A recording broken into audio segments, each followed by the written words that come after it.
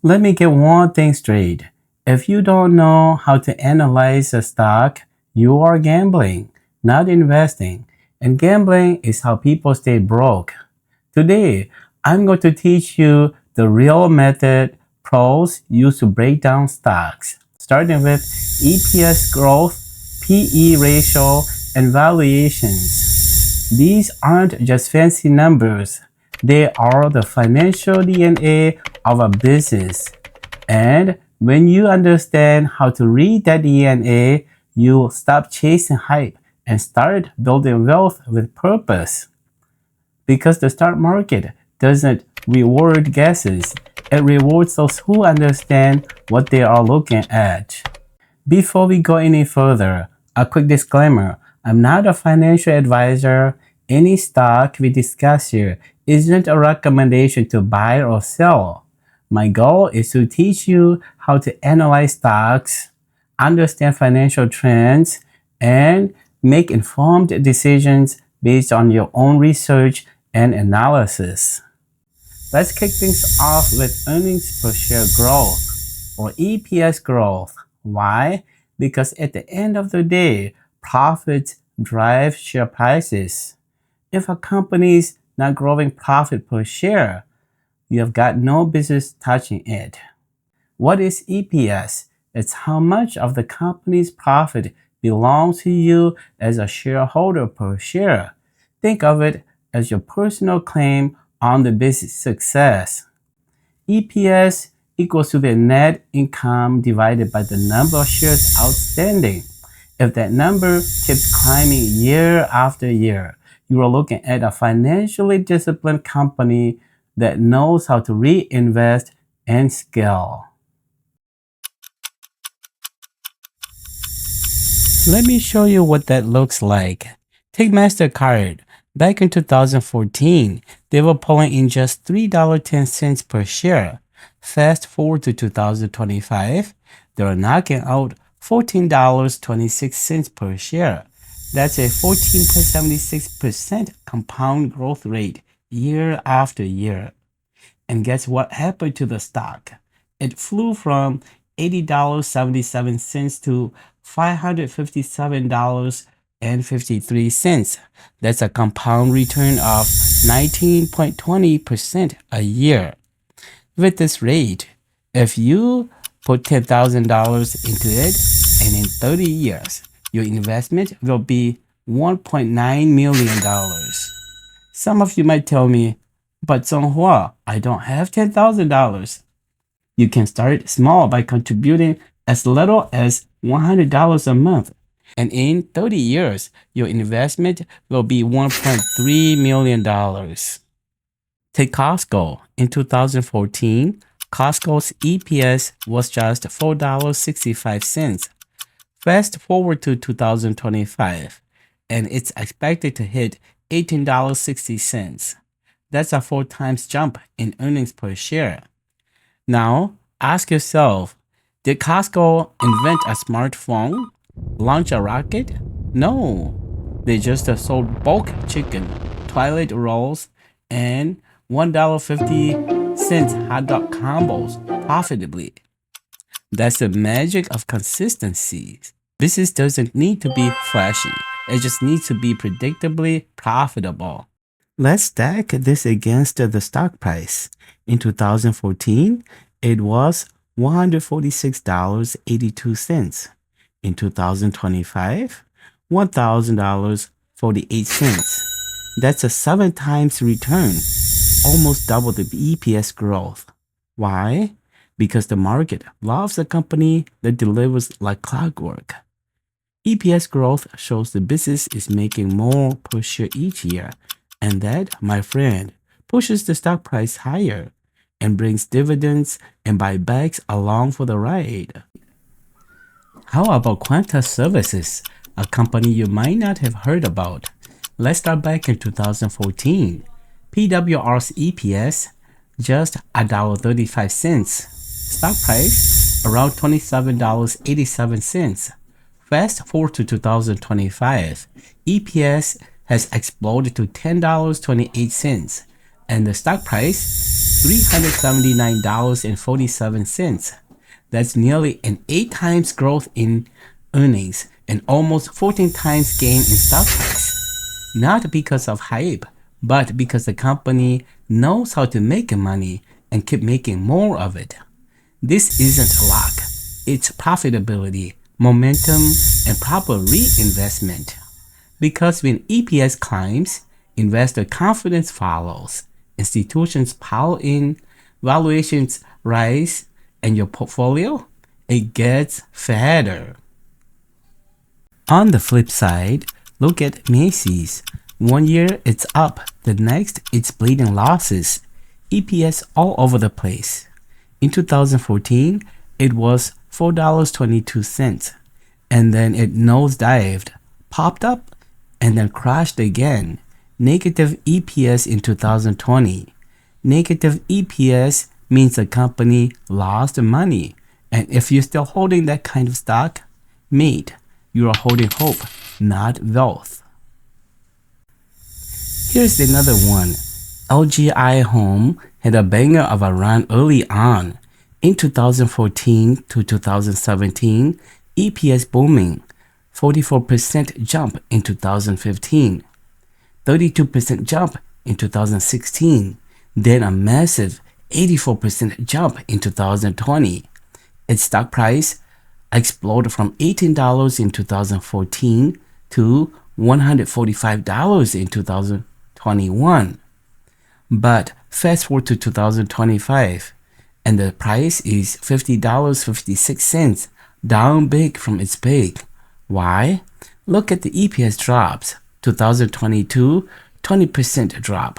2023, 39% drop. 2025, 7% drop. That's not the kind of consistencies investors bet the farm on. When earnings wobble, especially the hard, your stock becomes a coin toss instead of a compounding machine. Chasing on hype. Neil didn't even start showing EPS data until 2018. That year, they posted a loss of $10.21 per share. In 2019, they narrowed the loss to $1.59. That's an 84% improvement, and investors got excited. In 2020, EPS came in at a loss of 73 cents. People thought, that's it, we are heading to the moon.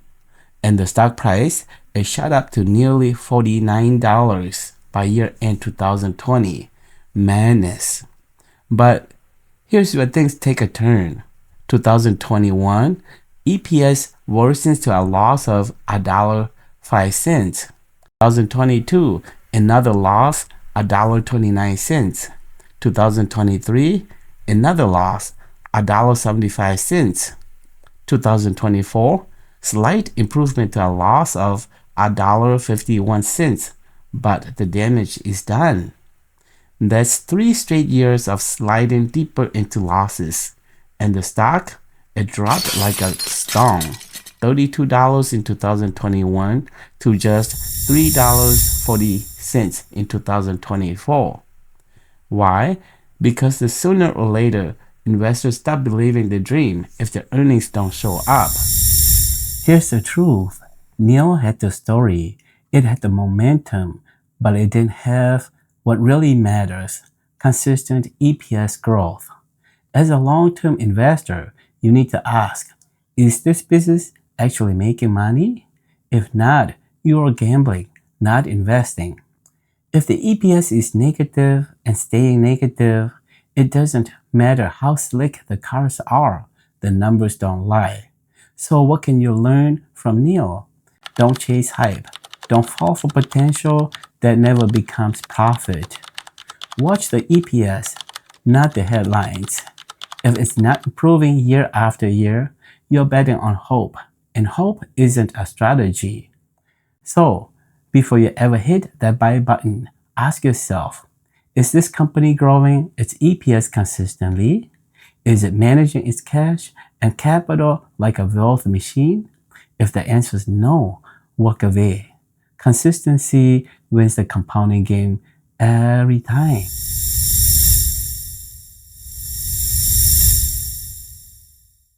Let's talk about one of the most misunderstood in the game, the PE ratio.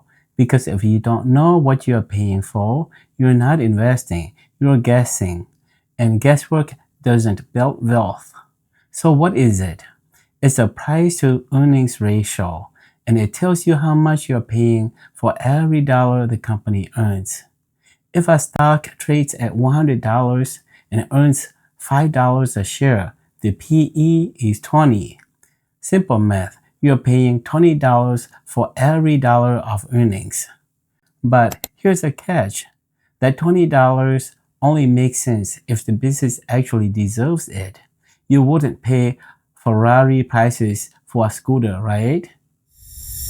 How do you use it? High PE might mean investors expect massive growth, or that they have drunk the hype Kool-Aid. Low PE could be a bargain, or a broken business wearing a discount tag. There's also trailing versus forward PE. Trailing looks at the past 12 months. Forward looks ahead based on analyst estimates. Smart investors check both because they are not just betting on what a company did, they're betting on what it will do next.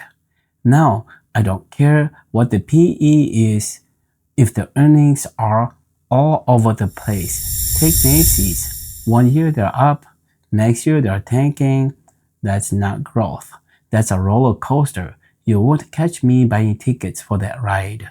MasterCard, different league. This is a company with rock solid earnings growth from $3.65 EPS in 2017 to $14.26 in 2025. That's an 18.7% compound annual growth rate.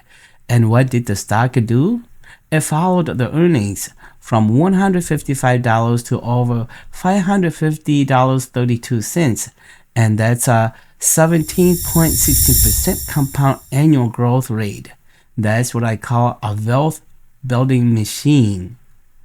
Their PE hit 58.57 in 2020, driven by pandemic optimism, and settled at 37.78 in 2025, with an average around 41.20.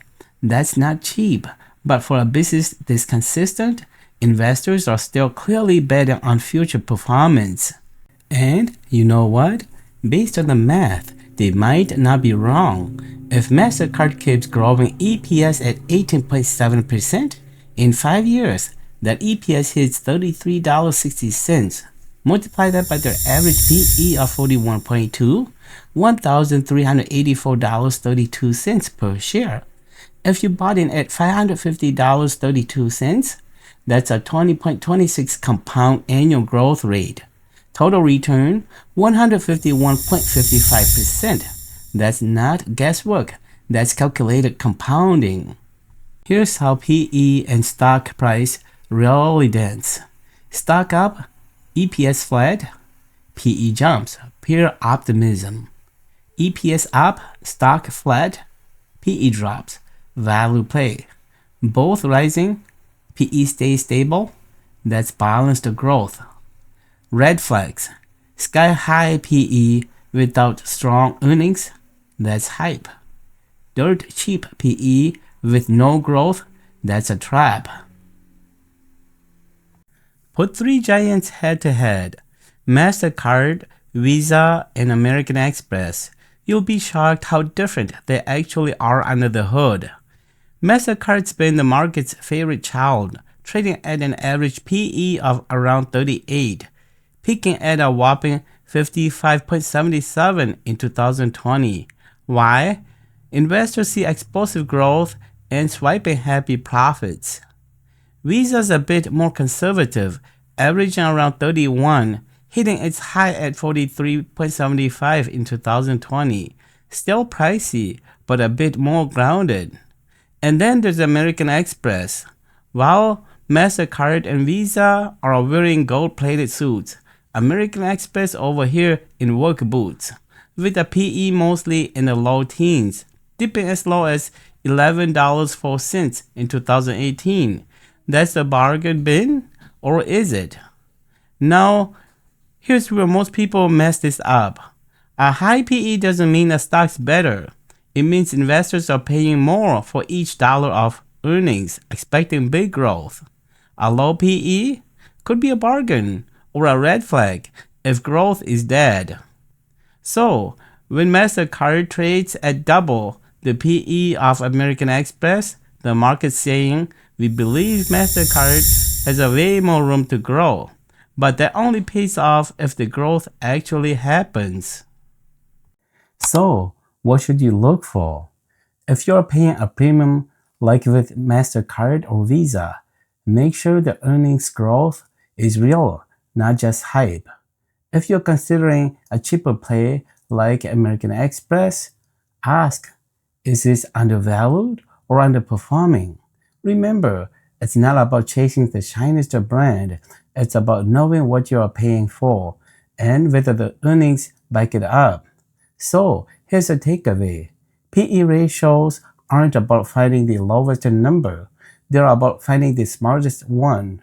Use it alongside EPS growth, revenue trend, and the business model because context is everything.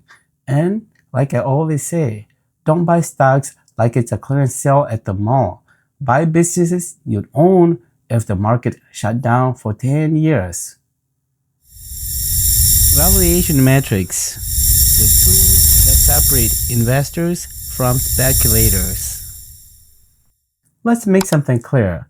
If you don't know how to value a stock, you are not investing. You are guessing. And guesswork is for gamblers, not wealth builders. Valuation metrics are your investor's toolkit. They tell you whether a company is cheap, fair, or overpriced. Think of them like checking the price tag on a Lamborghini. You don't want to overpay for a beat-up hatchback in disguise. The price to sales ratio, or PS, tells you how much you are paying for every dollar of revenue. It's perfect for companies that are still scaling or have uneven earnings. Most stocks, they trade at a PS of 2 or 3. MasterCard, it hit 17.67 in 2025. And that's not a typo, that's premium pricing. But here's the difference. This isn't some hype stock getting shelled on Reddit. MasterCard has earned that premium. Look back. 2017, PS was 12.77. 2020, PS peaked at 23.22. Pandemic tag surge. 2025, settled at 17.67. That's not inflated pricing. That's the market saying, this business prints money. Now, let's look at revenue per share. In 2017, it was $13.90. In 2025, it's $31.60. That's more than 127% growth on fewer outstanding shares. That's real shareholder value right there. Visa, very similar story. PS started at 13.10 in 2014, climbed to 24.37 during the 2020 fintech gold rush, and still holds strong at 20.13 in 2025. But then you've got American Express, steady in the 2 to 3.4 range across the same period, as low as 1.83 in 2016. You are not paying a premium there. You are getting the business at a discount. So, what does this tell you? High PS, you're buying growth expectations. That's fine if the company keeps delivering. Low PS might be a hidden gem, or it might be cheap for a reason. In this case, MasterCard and Visa have asset-light, fee-driven models that investors love. American Express, more capital-intensive and exposed to credit cycles. You are not just buying stock, you're buying what kind of engine is driving the sales. So, while MasterCard and Visa look expensive on paper, they've earned it with razor-sharp margins and predictable growth. MasterCard increased its EPS from $3.10 in 2014 to $16.80 in 2025. That's a compound annual growth rate of 16.61%, and its PS is 17.66. Visa increased its EPS from $2.20 from 2014 to $11.50 in 2025, and that gave it a 15.99% compound annual growth rate and a PS of 16.32. American Express, it might not get the same love, but if you understand the business, it could be a value play in disguise. Its PS stands at 3.05, and its EPS compound annual growth rate 9.96% since its EPS in 2014 is $5.56, and in 2025 it's $15.80. The smart money knows how to read between the ratios. Now I know what you're thinking, but Zhonghua, what's the book value? Let me stop you there. Book value doesn't matter for business like MasterCard. They are not hoarding warehouses or land. They are optimizing payment networks, scaling digital infrastructure, and reinvesting for high returns. If you want physical assets, go invest in logistic company or a REIT. But if you want a business model built on scale and margin, this is where the magic happens.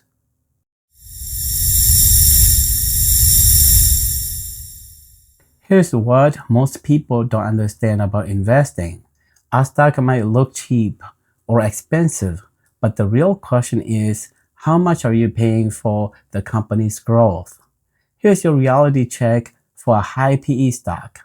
Peg under 1, that's your golden ticket. You're getting more growth than you're paying for. Peg over 2, caution flag. You might be buying dreams, not value. Now, let's compare the PEG ratio of 3 financial juggernauts: MasterCard, Visa, and American Express from 2014 through 2025. So, let's start with MasterCard. Back in 2014, it had a PEG ratio of 2.55, meaning investors were paying $2.55 for every 1% of expected growth. Bit rich, but not outrageous. Then back in 2015 and 2016, it dropped to around 1.45, a potential bargain for a business with stellar margins and global tailwinds. Even in 2025, it's at 2.38, not the cheapest on the market, but MasterCard's predictable growth justifies it. Now Visa? Very similar story, but with even more investor optimism baked in at times. It peaked at 2.34 in 2014, dipped to 1.43 by 2019, and sits at 2.18 in 2025. Why does Visa trade at a premium? Simple, it's everywhere. It's asset light, and it's printing money every time someone swipes a card. Now, here's where things get spicy. American Express. In 2014, its PEG ratio was a whopping 5.08. That's not a growth stock. It's investor insanity. But it settled down. Over the next decade, American Express hovered between 2.0 and 2.5. In 2025, 2.35. Same ballpark as MasterCard and Visa. So what's the catch? American Express is a lender with more risk exposure and a capital-heavy model. So while its PEG ratio looks similar now, the quality of their growth is different. So what's the big takeaway? PEG ratio isn't just a number. It's a truth serum. It tells you whether you're getting value for the growth or overpaying for hype. MasterCard and Visa, solid growth, fair price. American Express, a bit more unpredictable, but maybe, just maybe a value play in disguise. Next time you look at a stock, don't just ask what it costs. Ask what you're getting for the price. Smash the like button if you're done investing blind. Subscribe for more no-nonsense lessons. And I'll see you next time, where we turn numbers into knowledge and knowledge into wealth.